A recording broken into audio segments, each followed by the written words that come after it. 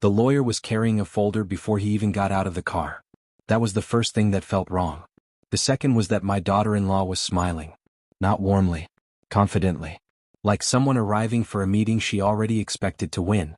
I watched them through the front window as they walked up my driveway. The wedding had been 9 days earlier. 9.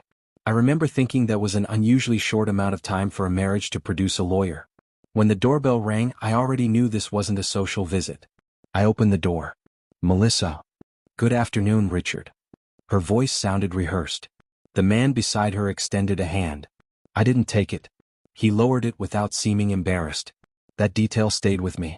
People who expect resistance usually prepare for it. My name is Richard Hale.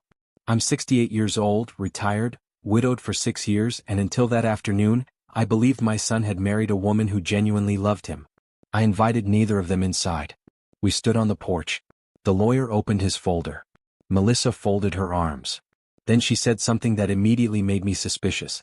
We'd like to discuss family assets. Not my son's assets. Not their assets. Family assets. I remember looking past them toward the street. Because sometimes the exact words people choose tell you more than the conversation itself. My late wife had left behind substantial wealth. What nobody knew, other than my attorney and accountant, was how substantial. $90 million. I'd kept that fact private for years. Even my son only knew that his mother had left me financially secure. Nothing more. At the time, I thought secrecy was about privacy. Standing on that porch, I began realizing it might have been something else. Protection. Because Melissa wasn't standing there like a newlywed. She was standing there like someone who had recently learned a piece of information. And whatever she'd learned, it had sent her straight to my house with a lawyer.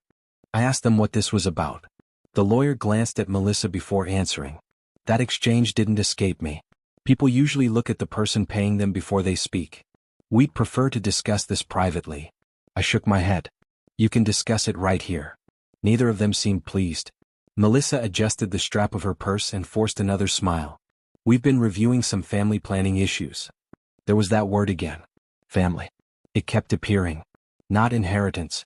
Not estate management. Family. That bothered me immediately. Because my son Ethan wasn't standing beside her.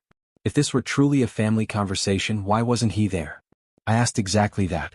Melissa's answer came too quickly. He's busy. Busy. 9 days into a marriage and somehow too busy for a lawyer discussing family assets. I didn't buy it.